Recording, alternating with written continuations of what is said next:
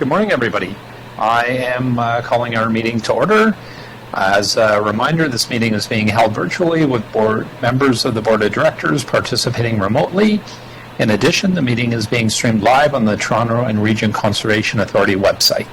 I just want to remind everybody there is a 30-second delay in the broadcast stream, so I just want everybody to be aware of that. Also want to remind members, electronic devices which emit a beeping sound should be turned off, or a ring or otherwise set to vibrate or silent. Please ensure your camera is turned on. And I'm now going to turn it over to the clerk for roll call. Joanne, the floor is yours. Great, thank you. Ainsley? Here. Barton has sent regrets. Ash? Present. Thank you. Blar? Present. Chang? She has sent regrets. Dasco has sent regrets. Dies? Good morning. Thank you. Fletcher has sent regrets. Fonseca? Han? Morning, present. Thank you. Jackson? Present, good morning. And Kelleher? Present, good morning. Kroon? Good morning, yes, present. Thank you. Lee? Okay. McKelvey? Present. Morley? Present, morning. Thank you. Mukherjee? Myers? Pellegrini? Greetings, present. Thank you. Perks? I think we did see Perks. Peruzza? Present by phone because my link doesn't work. Russo? Present, good morning. Santos? Present, good morning. Morning, thank you. Sachs? Present. Simpson? Good morning, present. Tang? And West? Present. Thank you. Thanks, Joanne. And I did see Councillor Perks on screen, so he was there. Okay. For the acknowledgement of Indigenous territory, I would like to say on behalf of the Board of Directors that we respectfully acknowledge we're situated on traditional territories and treaty lands, in particular those of the Mississaugas of the Credit First Nation, as well as the Anishinaabe of the Williams Treaty First Nations, the Huron-Wendat, the Haudenosaunee, and the Métis Nation.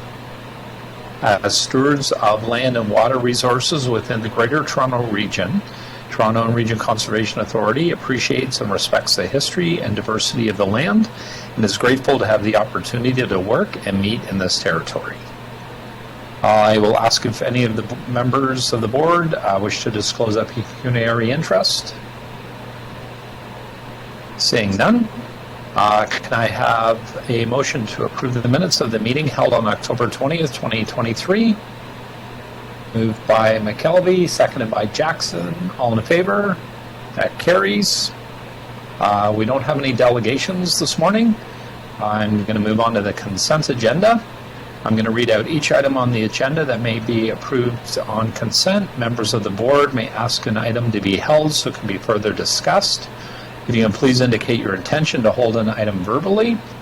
The person that holds the item will be given an opportunity to ask questions of staff first and also speak first on the item when it is brought forward. If an item is not held, the motion is deemed to be approved as written and no further discussion of the item will take place at this meeting. Under Section 1 of our consent listing, items for the Board of Directors action, we have 8.1 TRCA New Administration Building Integrated Design Team. Contract extension request. 8.2 vendor of record arrangement for the rental of portable toilets. This is a contract extension. 8.3 2024 fee schedule for public facilities and programming. 8.4 updates to the Regional Watershed Alliance composition for 2023 to 2025 term. And the last item, 8.5, our proposed 2024 to 2025 TRCA meeting schedule. Councillor McKelvey, you wanted to hold that item? Yeah. Okay.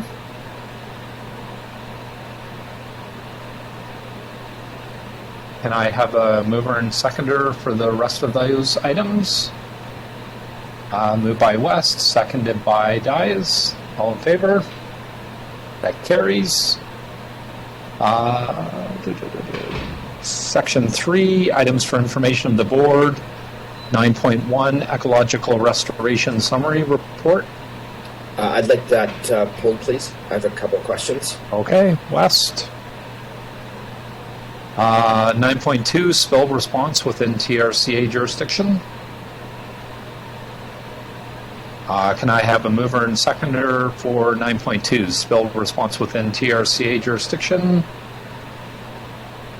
Santos, moved by Kroon. All in favor? That carries. Our next section are materials for executive committee from our executive committee meeting under section 1. 10.11, acquisition from 77 Wood Streams Incorporated in the city of Vaughan. 10.1.2, lease renewal for the Albany Hills Community Farm. 10.1.3, request for proposal for design build services for 150 Kilgore Road stormwater outfall remediation project. 10.1.4, 2023 updates to the TRCA Board of Directors Administrative Bylaw. I have a mover and a seconder. Peruzza, seconded by Kelleher. All in favor? That carries. Section 2, items for executive committee action. 10.2.1, Minister Zoning Order 643-20, Ontario Regulation 2901, Rutherford Road in the city of Vaughan. 10.2.2, proposed catering and wedding and event services, business and operating model and approval to proceed with a competitive process to secure a list of service providers. 10.2.3, motion directing staff to provide the Minister of Municipal Affairs and Housing with correspondence outlining concerns over issuing MZOs in the TRCA jurisdiction. Can I have a mover and a seconder? Kelleher, seconded by Hahn. All in favor? That carries. Under Section 3, items for information of the board. 10.3.1, 2023 third quarter communications, marketing, and event summary report. And 10.3.2, 2024 municipal budget update. I have a mover and a seconder.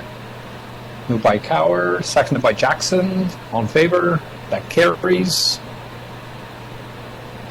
Section 4, Ontario Regulation 166/06 is amended. Major permit applications, regular for approval. We have one item, 10.4.1, standard delegated permits for receipt, staff approved and issued. Can I have a mover and a seconder? Worley, seconded by Sachs. All in favor? That carries. And I believe that is it, Madam Clerk, for the consent agenda. We will go back to 8.5, proposed 2024 to 2025 TRCA meeting schedule held by Jennifer McKelvey. Jennifer, questions of staff? So I'm not sure that the city clerks have been working with you. So I just want to flag a few conflicts that I think might be significant. So on January 26th, there is a budget meeting. So, I think that's myself, but I think also Councillor Deputy Mayor Morley, and I think is there one other person on City of Toronto that's on that budget committee that has a problem? Anyway, so at least two there. And then in March, both March and April and May, I think it's the third day that we could have council. So all Toronto council members could be missing if council goes a third day any of those days.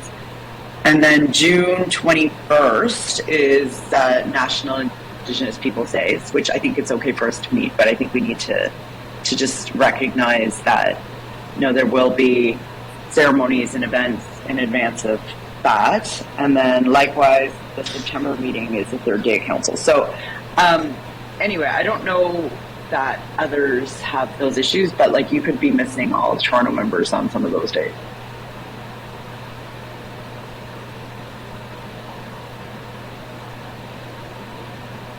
I do think we did a lot of juggling around the agenda, if I'm not mistaken, John, trying to minimize the conflicts, and I think that's what caused this create schedule. I do know we looked at a number of the city council dates as well.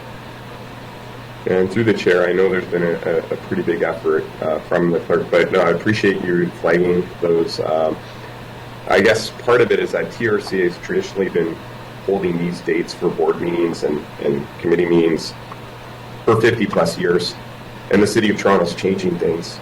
So I think that's something that has been of concern, but I'll turn it over to the clerk and again, our CFO, Michael Tlansky, to speak to the scheduling items to see if there's any additions to add. Joanne, you're on mute. Thanks. Sure, thank you. Through the chair to members of the board.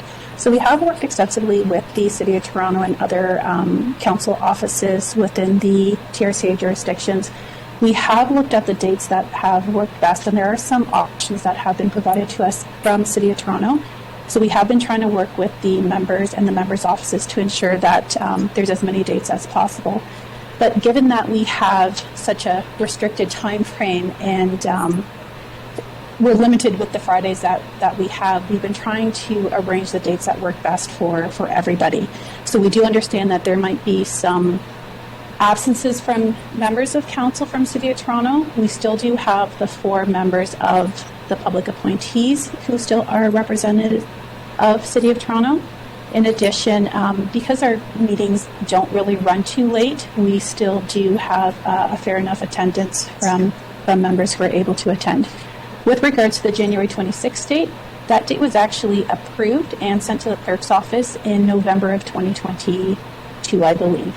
So we've sent out the schedule probably as early as October, end of September, to the clerk's offices, so that way we can help arrange with some of those scheduling conflicts.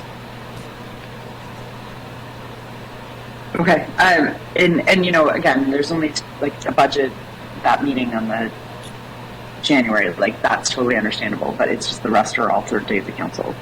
And then September is also infrastructure, so I flag that one.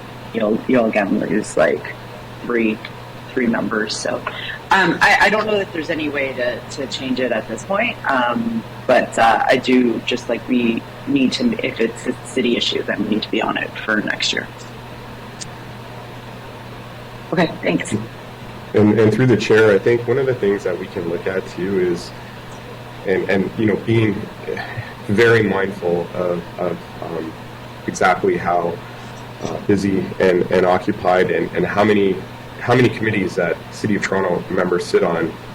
It is such an important priority for us to get it right and to have efficient meetings. We will be looking at our schedule of meetings, and if it does not make sense to have such a meeting, or if there's something that we can defer, if there's not a lot of items, we may consider, in consultation with the chair, vice chair, and the board, to the extent possible, we may consider holding back and not having a meeting and maybe deferring to the next meeting if we don't have a number of items that are time sensitive and things like that.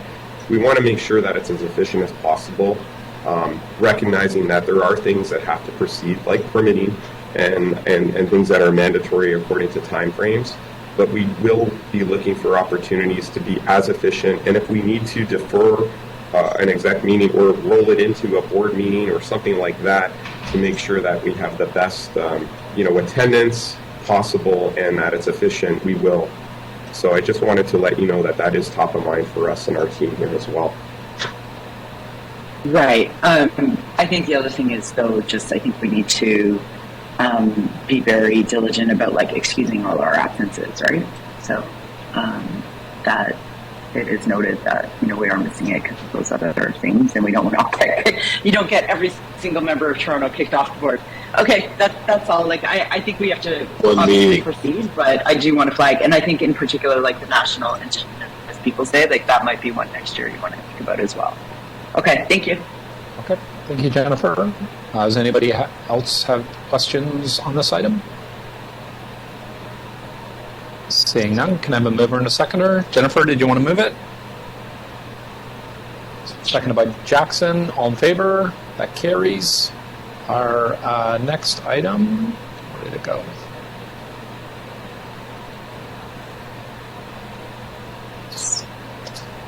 Through the chair, it's the restoration report. It is item 9.1.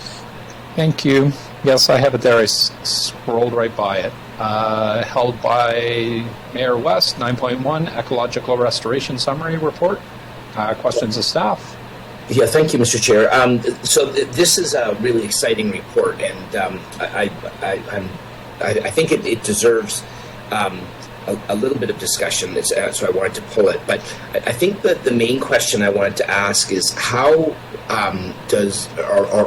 is staff, and how are they going to get the word out? There's some really great news stories in this report, and I think this is not something that we should be only reading in a board meeting. It should be something that we talk about widely, because to the public, the types of information that are in here, in my view, would be the meat and potatoes of what they think TRCA is doing in terms of the great work that they do. So I just wanted to know what staff has in terms of plans of getting this out to the public.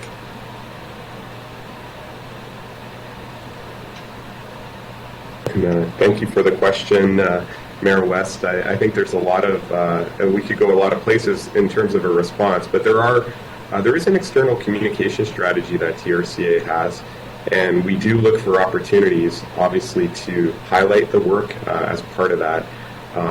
We also, too, one of the things that is part of our program at TRCA is to participate in science-based conferences and working with academia and bringing forward a lot of the science associated with our learnings. And there's quite a bit of an effort to do that, and we are quite involved and engaged in bringing that forward and information based on the science to conferences and to forums. We're invited often to take part in, there was a national roundtable on wetlands that we were invited to a few weeks ago to participate and to share some of the knowledge on that. There's major conferences, and so we share information related to that. But I think your question is a little bit more pointed on communications as to how we would communicate this to the public. And so I know one of those things is to add more of that into our work and external communications that we do when we are talking about a project or initiating a project. We've had some great successes using graphics. Recently, I know a number of you are very familiar with the Meadowway project, where we're highlighting some of the meadow restoration works that we do. A lot of that is visual. It is something that's impactful. There's the print media, there's the social media, there's the various, Blog TO, for example, as a forum that we reach out to, along with the other outlets. So I think through the releases and that type of thing, there's some of this that we can package up. But maybe I'll turn it over to Michael Flensky. And I go, we have Ralph as well, Toniger, who's sitting in, who's one of the authors of the report. But I'll ask Michael to maybe speak to some of the communications efforts. Michael?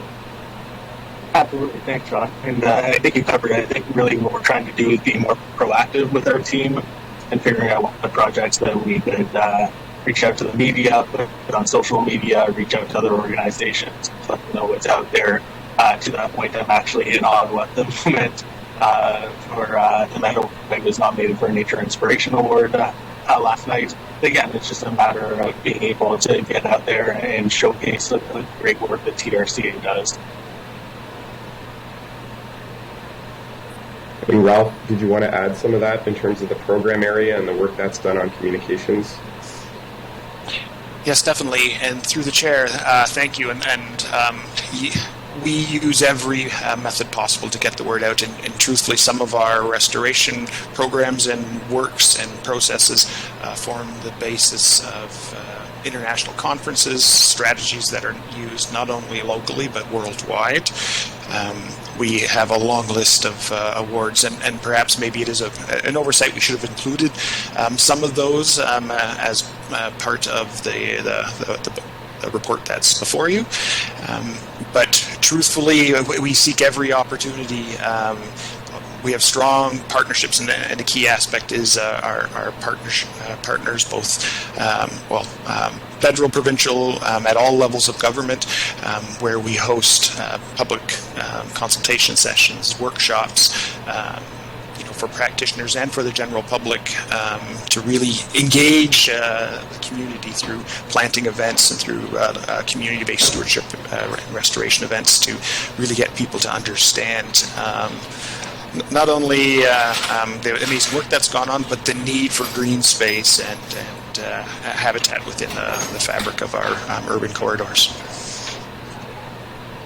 Okay, well, I mean, I'll leave it at that. I mean, I trust. It's interesting to hear the communications that's happening that I wasn't aware of, and those are great.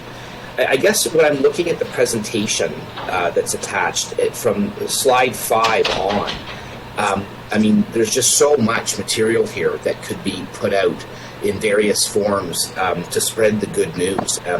Just the chart on slide number 5 about the metrics as to what's been done and how many kilometers of shoreline have been restored and valley lands and the number of areas that have been reforested and naturalized.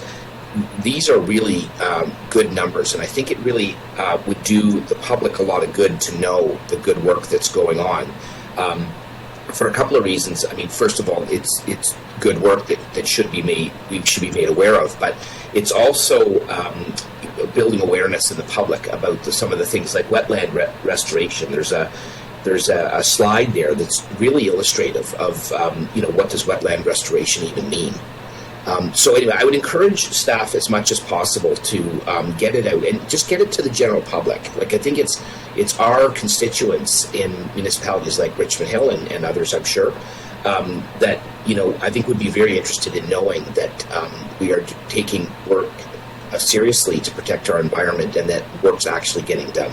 So I'll leave it at that, Mr. Chair, but I just wanted to make those comments and congratulate the work that's being done, because it is quite amazing when you see it all together in a 10-year overview of what this organization has been responsible for. So anyway, thank you very much, Mr. Chair. And maybe just one comment through the chair and I do appreciate that, and I know our staff really appreciate those kind words. There is, our annual report that we're pulling together that has those metrics. Our board, especially over the last 5-6 years, has been very interested in ensuring we have those metrics and understandable, reproducible indicators that are outlined in our annual reports, in our strategic plan updates. We will be including more of that.